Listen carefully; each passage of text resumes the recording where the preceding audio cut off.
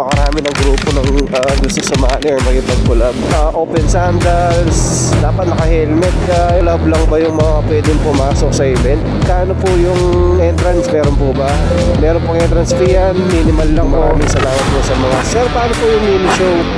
Siya pa rin taga-alaga ng motor na. Pero tingnan nyo sa loob. Kunti lang yung ano yun eh. Magandang umaga guys. Welcome sa vlog natin ulit. Natagalan tayo. At ngayong araw po, kita nyo naman bago to. Siyempre, Hustler C, shoutout sa'yo.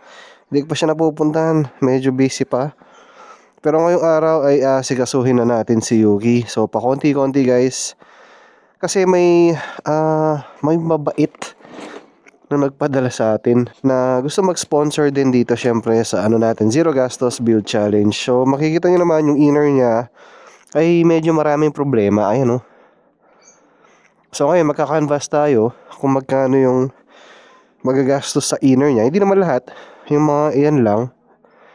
Yan, ito, kabila, ito. Yan, tingnan pa natin kung ano yung dapat palitan. So marami tayong pag-uusapan ngayong araw na to. Dahil marami din akong gustong i-explain regarding doon sa upcoming event natin. And guys, regarding sa Alliance 1. So ano nga ba tong Alliance 1 na to? Ba't nag-start siya, no? Kung ano naman, no? So ang Alliance 1 po ay sa totoo lang ay nag-start siyan or pinagmulan ng Apex event. Kung kung naaalala nyo pa ho yung first Apex mini show natin dati, I think that was last year, kung di ako nagkakamali. And this time, more on baliktad siya. More on collaboration and tambike. Pero malaki nga lang kasi binubuo siya ng multiple groups. Hindi lang siya Apex. So, to tell you a backstory, ang nangyari po kasi is may collab dapat ang Apex and NCPH or si Moto Couple. Kung kilala niyo yan, siya yung nag-handle dyan sa NCPH Pampanga. Yun, nag-okay naman. Ang problema, umulan nung araw na yun, so konti lang ang nakapunta. So it was an okay event. Hindi ko masasabing very successful dahil nga umulan, pero at least natuloy, di ba? And then nung araw na yun, nung natuloy yung collab na yun, na dalawa lang ang grupo, dumating ngayon si Voice of NMAX. And then napag-decidean namin na okay, gawin natin 3 para lumaki yan. Doon nag-start yung collab. Collab lang ang tawag namin nun magtropa-tropa naman kami. And then yung isang humahawak din sa Bon or Voice of NMAX ay Apex din. Okay, so yun nangyari. And then after ewan ko, a month or a couple of weeks, bigla lang pinanganak yung Apex out of nowhere. Yun na tinanong ko yung AOP or si Moto2, kung kilala nyo, for sure kilala nyo yan, si Boss Du or yung may-ari ng Babsilog, kung okay siya, kung gusto niya. And then goods naman siya. And then ayun, nagkatuloy-tuloy na. Parami ang gusto sumali ng collab talaga. Kasi guys, sa totoo lang, pa nag-organize ako ng mga events, gusto ko talaga may pagka, hindi naman high-end hindi siya pangkaraniwan, kumbaga. Nakabukas pala yung hindi ko na nasara.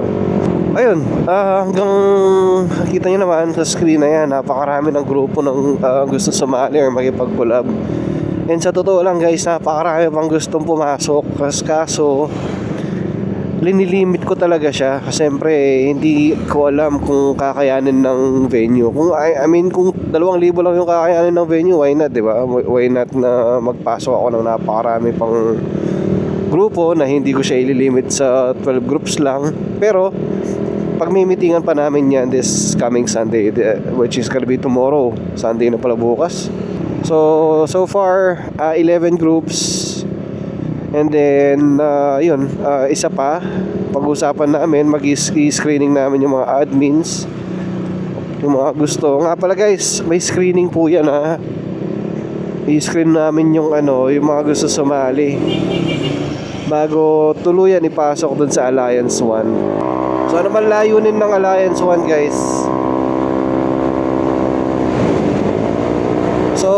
simple lang ang layunin ng Alliance is syempre gusto namin mapag-unite ang mga iba't ibang grupo na walang discrimination, walang kung ano-ano, para masaya lahat. Kasi sa totoo lang, isang community lang naman tayo. Pag bumotor pa rin ang babagsakan mo eh.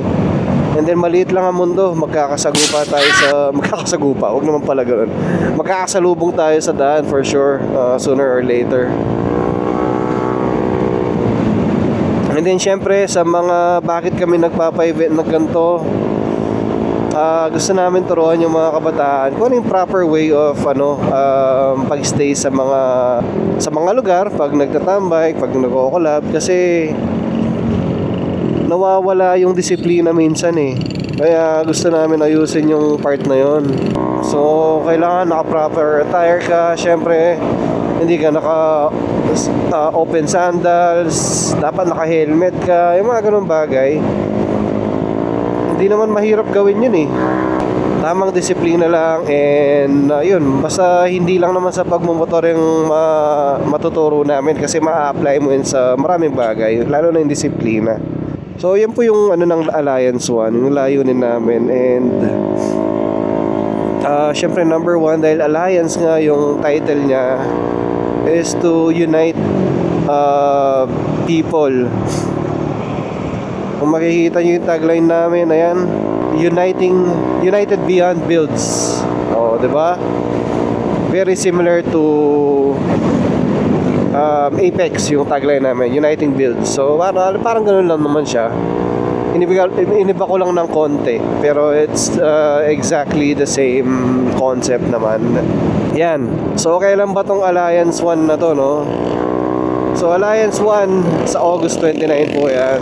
Next month na, August 29. And gusto namin talaga na preparation na grabe na prepared talaga kami. Actually, minove na nga namin, pinushback namin para din may wiggle room kumbaga. And then magaganap po yan dito sa Pampang Public Market, sa parking lot, and then sa rooftop tayo. So nirentahan po namin yung rooftop ng buong araw para masulit natin. Tapos sa mga nagtatanong, sir, mga collab lang ba yung mga pwedeng pumasok sa event? Of course hindi. Pwede po ang walk-ins dyan. May designated area po. Sir, magkano po yung entrance? Meron po ba? Meron pong entrance fee yan. Minimal lang po. 50 pesos lang. And then napakarami natin sponsors. So maraming salamat po sa mga sponsors na sumusuporta sa event na to. And ayun, first time namin magpa-event ng gantong klaseng event, collab. May maliit na mini show. Nagulat kami sa pagtanggap ng mga sponsors sa namin sa event na to, kasi gusto nila nag-reach out sila, ganun. Actually, ilan lang ba yung mga sponsors na ako mismo yung nag-reach out? Konti lang eh. And then the rest, sila na yung lumalapit. So yun, nakakatuwa yung mga ganung pangyayari. Yung mga nagsi-CR po, meron din fee yan, 10 piso lang naman. Kasi syempre, para mabigyan natin ng konting panggastos or yung maglilinis na CR. Saan po mapupunta yung 50 pesos? Syempre, mapupunta yan sa funds, sa mga expenses ng Alliance 1. So ano ba yung expect nyo dito? Expect nyo po na very disciplined, hindi po ganun katagal yung event. So hanggang 3 PM, from 3 PM kasi yan up to 11 PM, yun yung ideal. Hindi tayo lalagpas ng 1 AM. So 12 o'clock dapat wala nang tao sa venue, kasi magiging busy na yung venue eh. Sir, paano po yung mini show? Sino po yung kasali? Pwede ba sumaling mga walk-in? Okay. So ang mini show po ay nakafocus talaga yan sa mga nakakolab na groups. So yung 12 groups or kung ilang groups man yan. Kasi bawat isang group may 5 silang maximum 5 representatives na ipapasok nila sa show. And then sino po yung magja-judge? Ang magja-judge po niyan ay ang Apex. So yung kung alam niyo po, may sarili kaming standard sa Apex. Hindi mo naman sobrang kailangan din, basta functional. Alam nyo na yon guys, alam nyo na yon. Pero kung gusto nyo dumiin, syempre, di much better, mas malaki yung chances nyong manalo. Tapos alam nyo rin naman, yung mga naka-experience na hindi kami nagbibigay po ng napakaraming trophy. Kasi gusto namin konti lang. Bakit konti lang? Para ma-appreciate nyo. Para ma-appreciate nyo yung mga trophy, diba? Pahalagaan nyo. And custom po lahat yan. So custom acrylic siya. Huwag ko muna papakita. Gusto ko surprise siya. And then may certificates, and syempre may emblem. So, sir, bakit emblem? Okay, magandang question. Guys, kasi kuwari nanalo ka sa show, 'di ba? Usually nakukuha mo trophy. Okay, goods. Pero gusto namin kasi makita ng mga tao na meron kang badge. So, pag meron kang badge na ganon, ibig sabihin ho na nanalo ka sa show. So parang trophy siya na bit mo in a form of an emblem. So ang ibig ko sabihin nun, sticker siya na dome or gel type, kamukha nung sa Apex namin. So yun yung makukuha nyo pag nanalo kayo sa show. So yan yung para sa mga collab, yung mga 5 representatives ng collab. So may isa doon na mananalo. Sir, paring walk-in, paano kung gusto namin sumali? Good question ulit. Sa mga walk-in po, pag-uusapan pa namin yan kung ano yung gagawin dyan. Kasi napakarami talagang gustong sumali ng show na walk-in. Kaso syempre, prioritize yung mga nakakulab na group. Kasi sa effort nga, syempre nag-ano sila. Kasi bawat grupo may admin yan na tumutulong mag-organize. So walk-in, ang plano ko ay very similar din. Okay, so ibig sabihin may din sila. May sticker sila, hindi ko sasabing emblem. May sticker silang makukuha na pag nanalo ka dun sa show, para siyang yung sticker na yun serves as a certificate of appreciation. So again, imbis na trophy or certificate siya, sticker siya na suot ng motor mo kahit saan ka man magpunta. Pag nakita nilang may ganun ka, okay, nanalo siya dun sa mini show ng Alliance. Okay, so ayan po ang mga details na pwede kong i-share for now. And syempre hindi pa lahat final yan. Malay nyo mapaganda pa natin, di ba? Ang dami ko sinabi, nandito na pala ako kina Mo. Okay, so dito muna tayo kay Mo. Magtatanong-tanong ng saglit tayo. Baka kasi may kilala sila sa Top Gear bago ako magpunta doon. Busy na nga siya. Oh. Mark, may kilala ka sa Top Gear, di ba? Patanong tayong inner. Let's go, guys. Sama natin si Renan. Mga yun, mga 5 to 10 minutes ang biyahe natin sa Top Gear. Depende kung matraffic o hindi. So dadaan na lang tayo dito para lumabas tayo ng paabakan. Sana meron silang stock ng inner, no? Feeling ko naman meron. Hindi ko lang alam kung kompleto. Ay, dito ba? Pwede naman dito. O, doon na lang. Kakakilis, hindi kabisado yung... Ito pala yung natin. Ayan guys, yung venue natin, no? Malapit lang kina-move.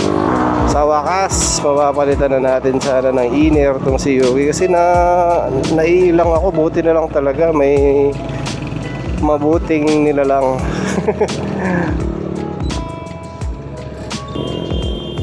Oh, chill. Aga-aga, nag-aaway. Ganda ng kulay ng Giorno. Sira talaga yung busina ko. Ayun. Buti na lang maganda ang suspension natin. Kundi sana bukas na. Uy, gagi. Halos kakabukas lang, oh. Alright. Sakto tayo, no? Ayan, ang dami, oh. Ang daming parts. Alam mo yung papalitan? Matatanggal kaya to? Dami pala yun. Ayan, guys. Tinitape na ni John Mark. Tapos may kulang pa tayo eh. So check natin kung may mahahanap pa tayo. Para magmukhang brand new naman tong si Yuki kahit pa paano. Alam ko, ito sa likod, ito wala din. Tapos yung dito wala, tsaka kaulin. Hindi ba kung saan si Aidan? Ha? Yung kung saan si Aidan? Oo. Ah, doon. Diretso ka pa doon. Ah, okay. Yun, so sakto, so ano, sa budget natin, so ano pa rin to, zero gastos ah. So far, zero gastos pa. Yung palagay ko, sa swak naman yan. May binigay kasing, sasabi ko ba magkano? Sige na nga, binigyan tayo ng 6,000 eh, yung sponsor natin. So syempre, pagkakasya natin yan, tingnan natin kung kakasya sa inner. Yung nagastos ko dito so far, kung ilang pieces man yan, siguro mga 6 pieces ata ito, hindi ako nagkakamali. 2,350. So meron pa tayong more than 3K na budget. Alam mo yung sobrang seller mo sa motor tapos kita mo ganyan siya, parang naaawa ako. Dito? Harding, ah okay, dito.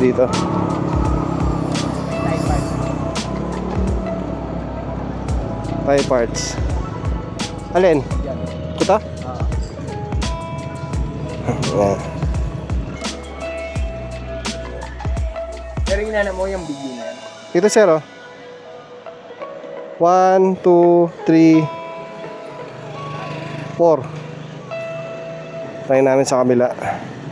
Wala na akong brush. Alin? Ah, ito na. Ito na pala, buwisit. Sabi mo, right eh. Yung sinasabi ko eh. Ay, dyan. Oo. May ganito, ang dami naghahanap nito. Meron pala dito.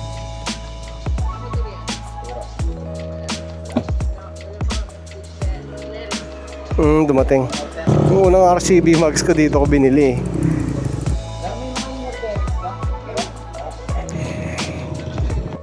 Din. Napagas ka, Robin. Mamaya na siguro. LC ayaw yung pagtanong. Saan banda yun? Napagas din sa... O tara. Ay doon pa. Ah ito. Okay. LC. Kala ko ito yun eh. Ah. Tapos ito rin. Tsaka kung may tapalodo sa likod boss, isa lang ang mayroon guys, tapalodo lang sa likod. Sayang di natin na kumpleto no. Pero madadali na lang naman yung iba eh. So siguro order na lang tayo sa Shopee. Mayroon pa tayo natitirang budget. Palagi ko sasakto naman to. Ayan guys, nandito na tayo kinamo. So sa mga naghahanap po ng pwesto na to, kita nyo naman yung paangat. Kikita nyo naman yung ano niya, signage. So hindi natin nabili lahat unfortunately, pero halos naman ay yung mga may issue talaga. Ayan, mapapalitan natin yan. Ito, yan, pang cover ng air filter. Ano pa ba? Konti lang naman eh no. Yung taga-alaga ng motor natin, makikilala niyo no? Sayang ito eh, wala tayong nakuha oh. Ang dumi niya sa loob oh, kailangan talagang maano to, ma-deep clean. Mas madali bang tanggalin yan kaysa sa version 1? Kalasin. Dumi sa loob oh, grabe naman yung nang may-ari nito, hindi nininis. Kawawa yung motor. Dito. Gamit. Ayun o, tingnan niyo sa loob. Grabe naman. Parang nilahar yung motor. Ay, may ano pa, may butiki. Kaya na, may butiki. Patay ba to? Ay, hindi, buhay siya. Grabe, dumi oh. Saan kaya dinala ang may-ari nito? Ilang piraso ba yung nabili natin? 1, 2, 3, 4, 5, 6, 7, 8 total. 8 na inner. May mga kulang pang konti. Pero yung iba hindi napapalitan kasi okay naman. Ito? Okay, di ko alam yun. Liit lang. Ah, okay. Parang takip lang, no? Galing na bata, oh. Konti na lang, no? O yung may gusto nito, pamigay ko na lang yata to, no? Oo, pwede pa yan. O yung mga may gusto nito, ay tatlo pa pala, pati yun. Wala tayong nabili nun, eh. Yan, oh, nagmukhang kahit pa paano, nagmukhang bago. Slide. Pero marami pa siyang flaws. Konti-konti. Kung kakasya yung binigay ni, syempre, sponsor. Thank you ulit. Ayaw pabanggit ulit ng pangalan. Tapos sa crank, linagay muna namin yung temporary. Kasi pipinturahan mo ng gunmetal. Ayan. Gunmetal na yan. Pero tinanggal na rin namin yung cover nito. For sale, 150 isa. Takay na. Ilang ba yan?